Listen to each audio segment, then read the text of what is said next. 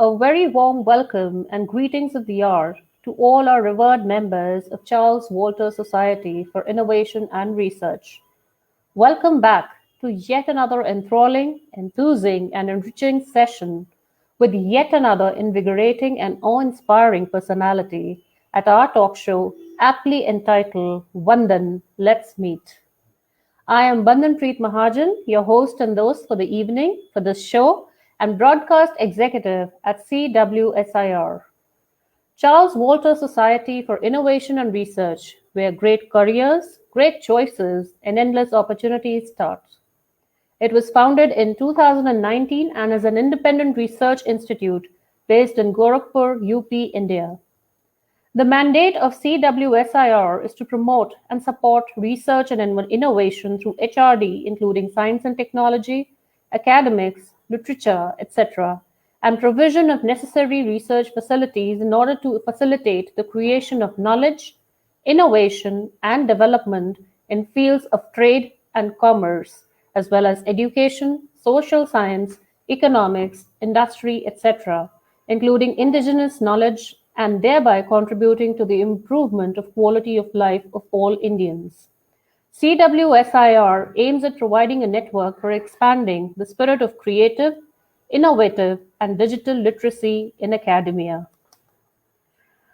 CWSIR is steered efficaciously by Dr. Smita Tiwari, founder CWSIR, and Dr. Abhishek Pandey, president CWSIR. So, first of all, I'd like to welcome Dr. Abhishek Pandey. Thank you for being here. Thank you very much. And now, having said that, let's move on to introducing our stellar guest for today's show. We have with us Dr. John N. Kalaras, founder Ariston University, USA, who has behind him the rich experience of being a professor at Keller Graduate School of Management in Chicago, IL, USA, for 41 years. In 1999, UNESCO recognized Dr. Kalaras as the Professor of the Year. Between the years 2005 and 2009, he served on the President's British Business Advisory Council under President George W. Bush, responsible for education and training. At the global plateau, he has assisted 12 countries in implementing effective systems that lead to operational excellence. At the national plateau, he has trained about 500 Fortune companies with thousands of employees. He has authored 8 business books and 50 business programs that enhance efficiency, effectiveness, and productivity. He owns several different entrepreneurial ventures, all of which he has actually built from scratch. Sir, it is indeed an honor and privilege to be having you here with us on this evening. I think it's daytime at your end of the world. Thank you so much for being here. I appreciate the invitation, and I feel honored to be part of such an elite group with noble causes like yours. Thank you. Moving ahead with Sir's introduction, he is the founder of the newly established Ariston University that will offer quality education in the fields of leadership, environmental sustainability, entrepreneurship, bioinformatics, energy, organic agriculture, healthcare management, IT, and AI, to mention just a few. He is a proud member of the WWCA. Besides this, he's also an executive leadership coach, Lean Six Sigma consultant, and is also into business restructuring and reorganization and project management. Dr. Kalaras has been regularly sharing useful techniques to improve work capacity, make work more effective, increase productivity, and most importantly, grow profits while maintaining a sense of social responsibility. All this with clients span globe. So let's get to know more about Dr. Kalaras. Sir, having said all about you, I mean, this is really, you're truly an awe-inspiring personality for each one of us present here. So let's first of all start off with your journey. I mean, I would like to ask you, from being a professor for 41 years to now being a founder of an esteemed university, how has the journey been so far? Excellent and very rewarding. It is really nice to see former students of mine who found out about the university calling me and offering their services. Actually, on Wow. my board, on the academic board, I have 6 former students of mine whom I've had even in the early 80s. And I've Wow. kept the connection ever since. They are big executives in major corporations, and they're coming in now to contribute their expertise and their knowledge. And obviously, they will be part of the corporations that our students will be doing their practicum in, so they can practice what they'll be taught at the university. And I think as their mentor, it must be really gratifying for you to see them, bloom and contributing back to their, premier institute. Indeed, it is. Actually, I see this all the time. I lecture I've lectured many times in Europe, in countries like Poland, Estonia, Lithuania, and a few others. And throughout the years, I've had students from those countries who went back to their country after they got their degree. And when they find out that I'll be there speaking, they always come to me, and it's rewarding to see that they even come back to me with presents just to thank me for what I did for them in the 80s, 90s, and early 2000s. It I is mean, rewarding. yeah, and with the kind of work that you are doing, I think you well deserve all those gifts and all those rewards that your students are actually showering on you. Thank you. So, sir, as the founder of Ariston University, how do you ensure that quality education with environmental sustainability is provided, keeping in sync with the SDGs, the Sustainable Development Goals, which have been enlisted by the UN in 2015? Excellent question, and I thank you for it. Let me begin by saying, in my view, a professor has not reached the plateau that he or she should unless he or she is published. And as you already mentioned, excuse me, in your introduction, I've already published 9 books, and my latest one is this: Broken Okay. School System, Broke Students, and How to Fix Both. Okay? So my entire philosophy about academia and what needs to be done, not only in the States, but for academia globally, is in that book. There are many techniques that I have in there, techniques that I've practiced myself, techniques that I've implemented, and I know that they're workable and effective. It'll take us 2 hours to go through the entire book, but I would suggest that people look at it, and if they want to buy, I'm not saying this for people to buy the to buy the book, okay? Excuse me, I'm sorry. However, I can send you a copy, or we can talk about it, but everything is in there. And it is the practical expertise and techniques that I've implemented over the years. I'm sure our audiences would love to know something, at least that one little secret from your book. Well, here's one thing that I implemented not too long ago with one of my graduating classes. I was teaching project management to a group of 12 graduate students. Before the class began, I sent an email to all of my students, and I said, do not buy the book. So first of all, they were happy that they didn't have to spend the $250 that the book cost. When they came to class, I gave them a list of 15 different books from different authors, and each student had to study 2 books along with mine that we were covering in class. And their responsibility was, Professor Kalaras, in addition to what you said today on this topic, author such and such says the following. Author such and such says something else. So we had a great discussion, and they were not only listening and learning what I was promoting and teaching, but 15 other professors as well. We compiled a portfolio with all of their knowledge, and by the end of the semester, I asked them to mail the owners, the authors of those books, with what we did in the classroom. The authors of the books sent them free copies, and they were delighted. And now they're suggesting that to other universities too, even though their book may not be adopted by the university, but they do this as part of their experiences. And can you imagine, instead of just listening to one idea, one professor, one book, They had 15 different other ideas, and that's only one of them. Wow, it must have been a really invigorating brainstorming session, I'm sure. And surely I'd love to read, an author signed copy myself. Thank you so much for sharing this one beautiful insight from your book, sir. Let's move on to another experience that Sure. you've had during your course, during your journey. So, how was your experience serving on the President's Business Advisory Council under President George Bush, being responsible for education and training between 2005 and 2009? It was a very invigorating experience and a unique experience that I never had the opportunity to have in my life. And not very many people do, by the way, okay?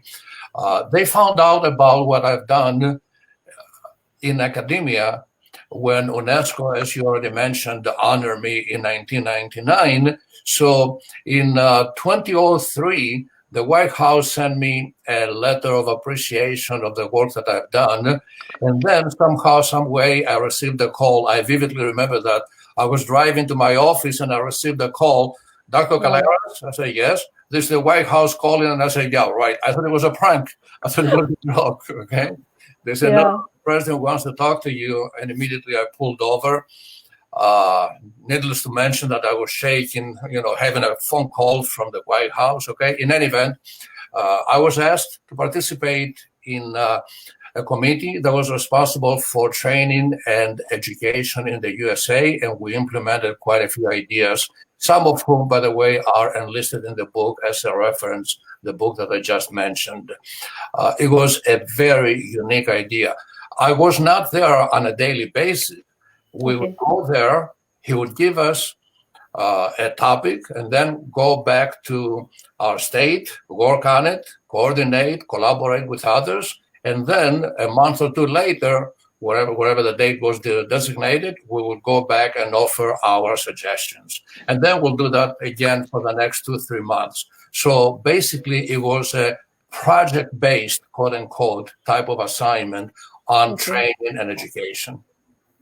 But sir, the way you've narrated the whole anecdote, it has actually given me goosebumps. I'm sure when you must have got that call, it must have been really like that, a great moment for you, right?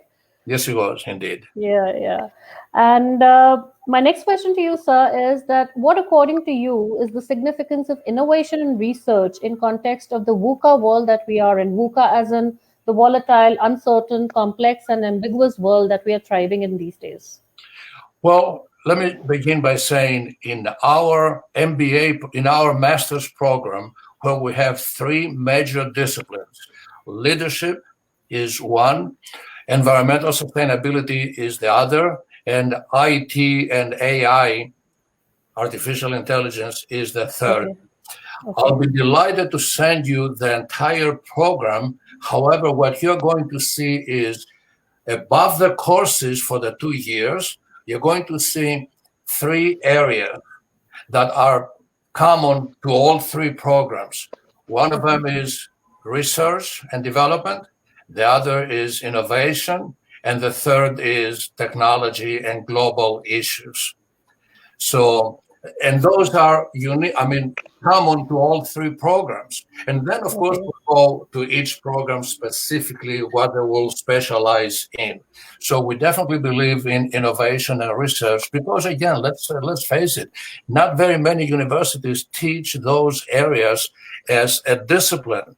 Not many Right. universities, some of them don't even refer to them at all, but they expect the students to go on and do the research and write. And of course, the students not knowing how to do it, they go on, they copy, they plagiarize themselves and so on, where in our case, we are showing them professionally how to do research. And they're doing this throughout the 2 years that they'll be attending the master's program.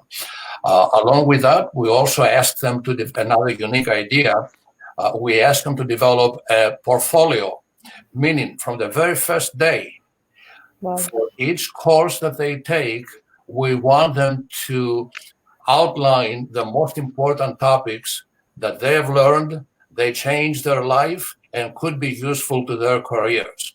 Now imagine having 2 years of about 16 courses and all the summaries and the most important topics of those. I've done this at the university where I've taught over the years, and of course, that's why we're doing this now in our university. And here's if I can only take another second on this, here's the most important thing. When graduates, job seekers go to a job interview, many times the interviewer asks, what course did you like the most?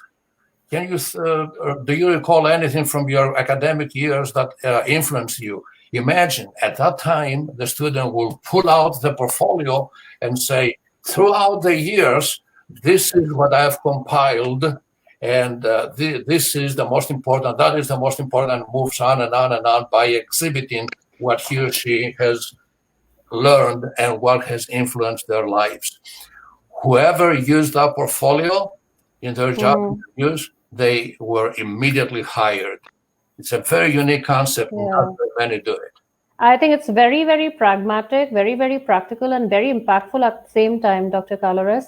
And I surely second your opinion when you say that innovation and research is a topic which is not taught as a part of a formal curriculum. Yeah. So that's really sad. But the very fact that you've taken it up and you are like, it's really truly an awe-inspiring story that you have.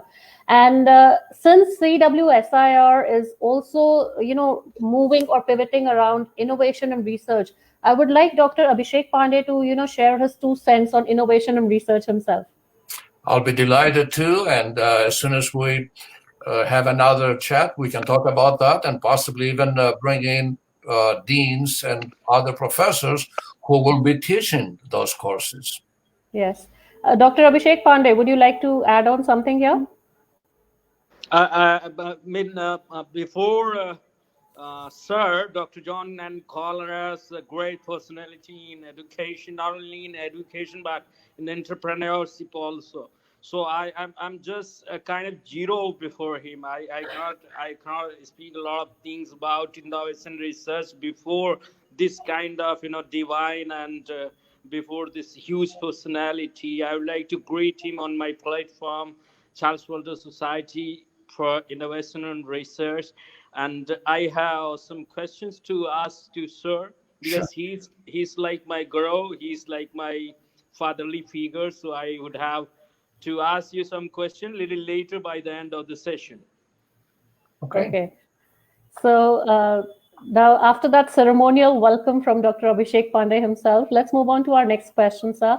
So what do you feel, which sectors do you see growing and thriving in the post-COVID world in context of the career choices that will be made by students in the future?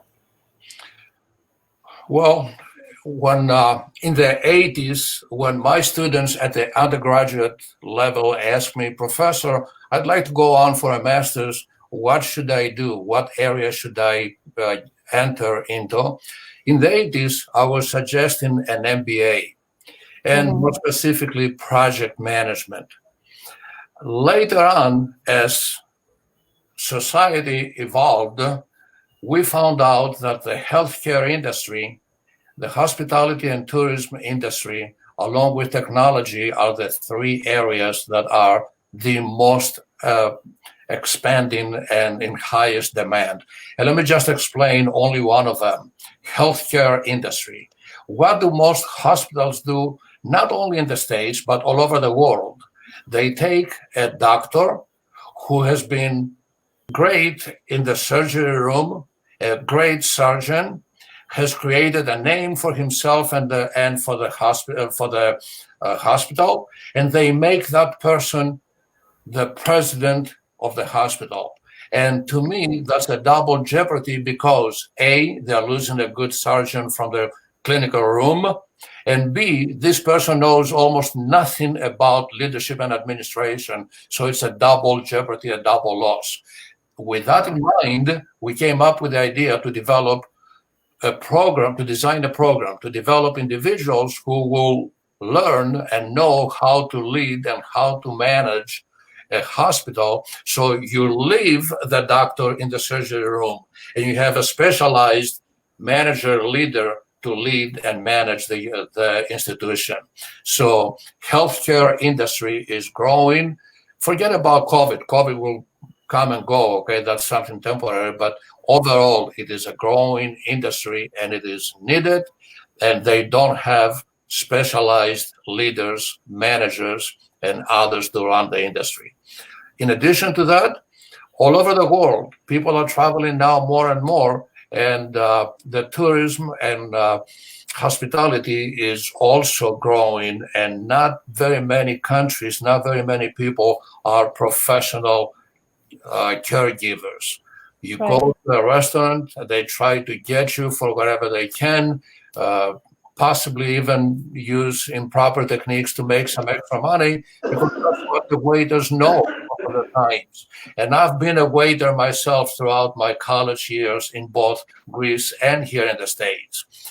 We need professionalism in just about everything and anything we do. And of course, technology and specifically AI is the way to go nowadays. So in my view, these are the three areas, and that is what I suggest to my students nowadays. That's a good advice, good piece of advice for all the students out there. And one more advice that I would like you to share with the students is that what would you like to say to all those students who are aspiring to become entrepreneurs in the future? Since you have an inspiring entrepreneurial journey yourself. Thank you. Thank you. Well, keep on equipping yourself with knowledge and expertise. And even if you can't use them right away, immediately in your job, in your career, there will come time that you will use it. Have not just knowledge, have education. Educate yourself with holistic approach, not just a specific area. For instance, I know how to use I know computers and I know Excel very well. Good, that's great. That's God bless you. However, how educated are you? What is your holistic approach to people that you are dealing with? When you leave the room, what do they say? Do they say, "Oh, too bad he left. We could have learned a few more things from this person," or "Thank God he left"? Okay, so try to be as educated as you possibly can. And speaking of education, what I'm referring to, and let me just share this with you, as you mentioned, I've been teaching at various universities for 41 years.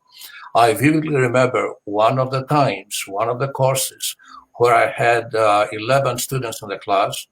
When I looked at the roster before I walked into the classroom, I noticed that the names were Ansakar, Pandel, Chatel, and so on. So I figured they are from India, Pakistan, Bangladesh, from the names, okay?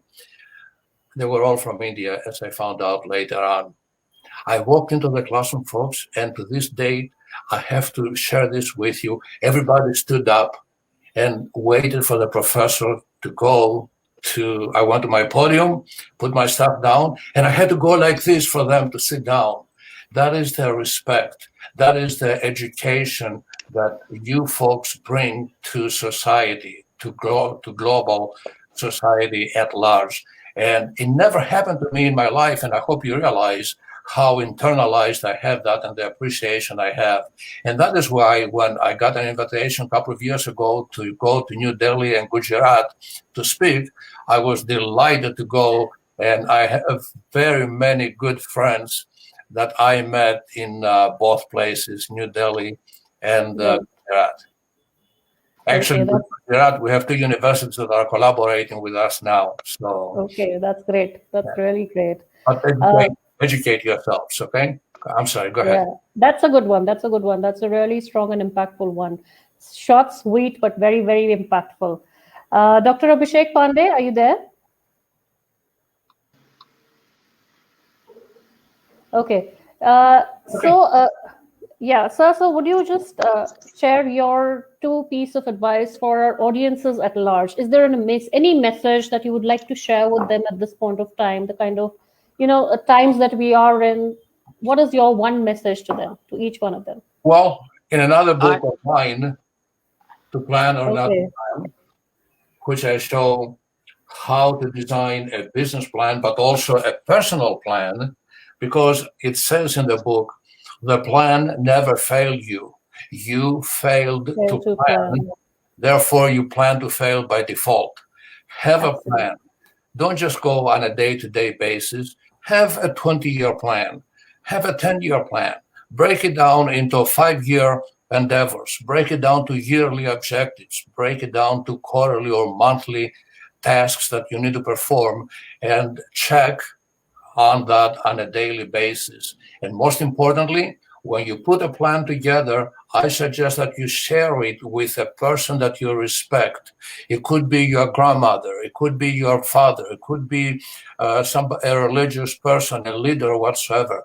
By relating your plan with this person of high esteem to you, it gives you the extra boost every time you fall behind to say, oh, my grandma is going to be disappointed in me if I didn't do it. So it gives you the power to go on and do it. Have a plan. Know where you're headed. Don't just go on a day-to-day basis. Plan. And actually, another book that I have that I'd like to send. This I can send you right away because it's small enough, and I'll send it to you when we finish. Okay? It is Magnetic Charisma. It's about leadership. This I mean, book, even all the titles are so impactful, sir. okay, thank you. Thank you. This book has also been translated in Estonian. I have relationships with an Estonian university, and they liked it so much. I'm going to send it to you. And basically, what you're going to see there is the contrasting differences between managers and leaders. Because you talked about leadership, innovation in your introductory remarks. And I'm not saying who is better. All I'm saying is, if you want to function as a manager, this is what managers do. If you want to function as a leader, this is what leaders do. And basically what I have is side by side, here's what a manager does, that's what a leader does. And then next page, you're going to see side by side, managers, leaders. That's quite a unique take on how we write a book. I mean, it's really different. It's I'll quite send unique. it to you as soon as we finish our discussion. You'll have it. It will come in 2 files, one for the cover and one for the book, because it's too big to be covered to be sent in one file. Okay, so you have it. Go on, print it, share it. Sir, do what you want with it. Yes. Sir, So now that we have Dr. Abhishek Pandey with us, Thank you. he wanted to ask you a few of these questions. I think, Dr. Pandey, we've got you back on the screen now. Thank you.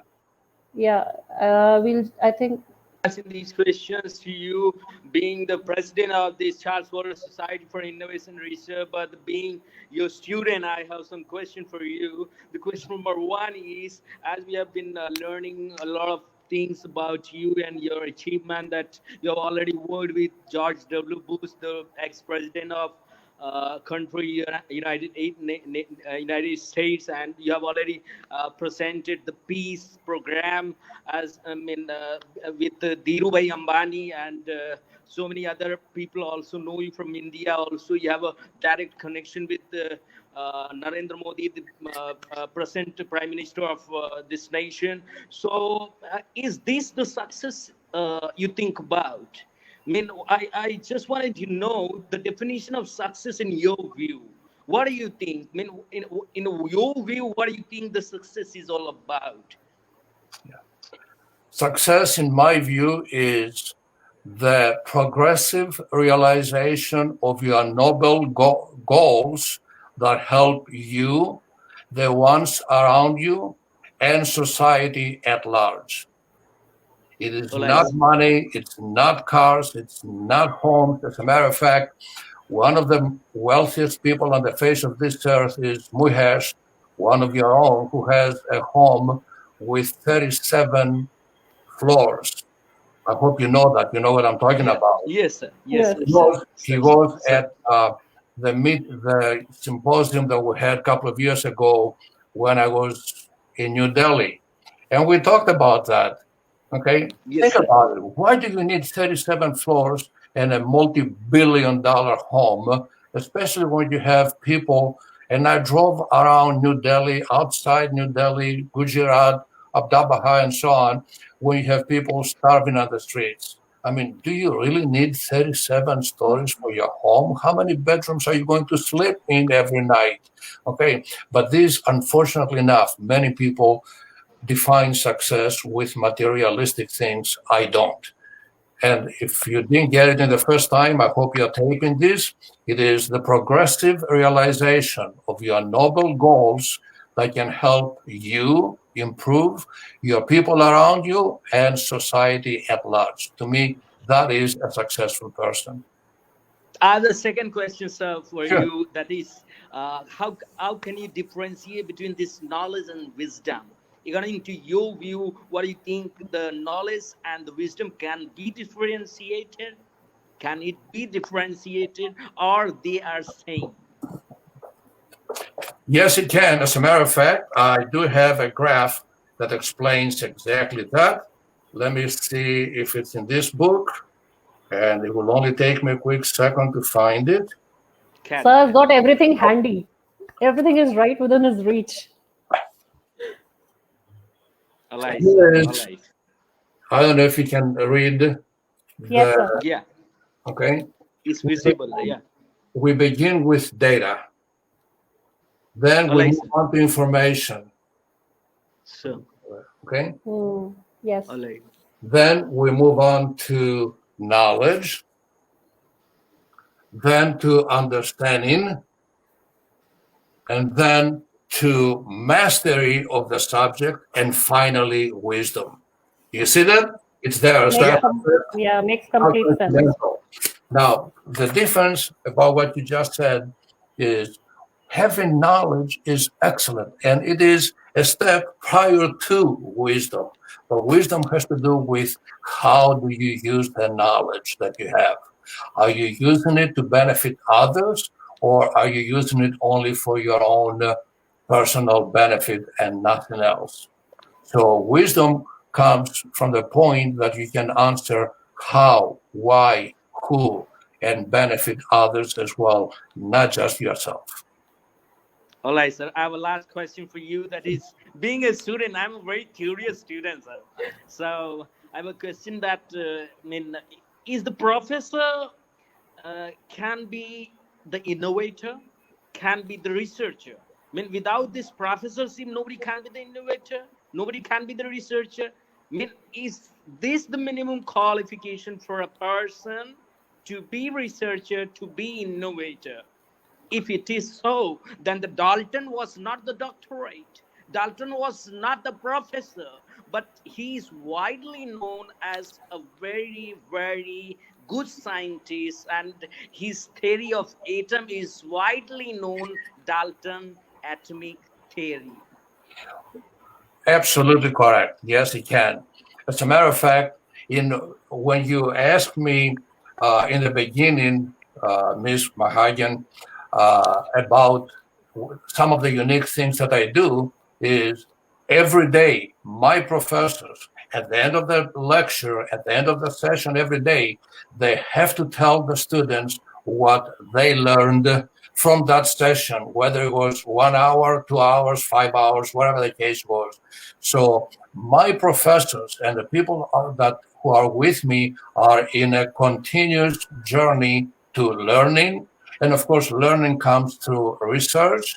And as I said, every time that a professor of mine teaches, at the end of the class, he has to tell the students, well, guess what? I hope you folks learned in the last 2 hours about this and this and this and that topic that we covered, but I also learned from you the following. And that now is, first of all, unique. Second, it shows the students that they are appreciated. So now you see how the next time they keep on contributing, they keep on asking questions, they keep on coming forward, and that's where wisdom actually is developed. And as I mentioned, with regards to research, it's one of our embedded courses all the way through all of our programs. We strongly believe in it. And if I can help you and your organization in any way, form, or fashion with it, I'll be delighted to. I will be your soldier. Wow, So that's cute. being a professor of mine, what do you suggest for me? What do you suggest for Charles Walter Society for Innovation Research? What is your suggestion?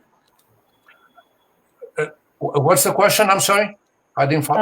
Uh, Being professor of mine, being a great professor, what do you suggest to me, to the society, Charles Walter Society for Innovation Research? If you have to suggest one thing, what would you like to suggest us? Specifically, I do not know, but here's my suggestion. Seriously, honesty is the best policy. The first thing that I would ask before I recommend an area of research or development is, Doctor, what would you like to do in life? What interests you the most? And let's say, to give you an example of why I'm saying this, if you say, I like to build homes, then I'll say, study architecture. If you say, I like to take care of people, then I'll say, study medicine. If you say, I like to protect people so they don't go to prison, then I'll say, become an attorney. So first and foremost, I need to know what you like to do. And I would like to do in the research and innovation. Research and innovation. Then it's the whole field of research and innovation that we have in our university, and I'll be delighted to work with you. And you got to differentiate between innovation and creativity. Okay, you got to go beyond innovation. Let's clarify that for a moment. If I can play professor for 10 seconds, 20. Okay? Thank you. Innovation means I take something that exists already and I modify it to enhance it. Creativity means I design something from scratch. So I urge my students to go beyond innovation. Innovation is great, but I want them to be creative. And we have examples. I can share with you several different examples that we have, and we can talk about them some other time. One of them, which is very creative, is if you have 10 trees, which is an exercise that I give to my students. If you have 10 trees, you want to plant them in a farm and create 5 rows, okay, with 4 trees on each. How can you do that? Now, 5 rows, 4 trees, you require 20 trees, but you only have 10. And that is now how creativity comes into play. And that is how we teach our students to become creative and design the 5 rows. And if I can kind quickly,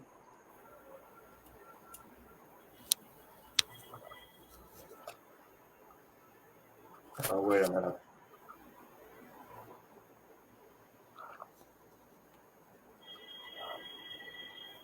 Anyway, we can do this some other time. The paper I have here is not good enough. But there are ways of planting. I learned one thing. I have to be creative first, because I was believing in innovation, but I have to go beyond this innovation. I have to be creative. Yeah. Thank you so much, sir. Thank you so much. So kind of you. So, yeah. And before we ceremonially conclude the session, I would just like to bring it to your notice, sir, that we have a lot of greetings pouring in from different parts of the world, from Philippines, Greece, India itself. A whole lot of people are watching you, and they're really, I mean, they're finding this session very invigorating, very awe-inspiring. We have people from Portugal, we have people from UP, Bangladesh.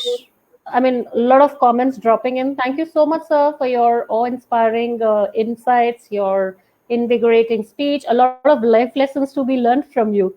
Thanks a lot once again, sir. Thank you for taking time out of your hectic schedule and for being here on this platform of CWSIR. It was an honor for me, and thank you for allowing me to contribute to your success and to your organization. I'm here anytime you need me, anytime you want me. And even if you want to set up, let's say, a 1 hour long workshop on a specific topic, I'll be available for you. We'll have you for the workshop as well.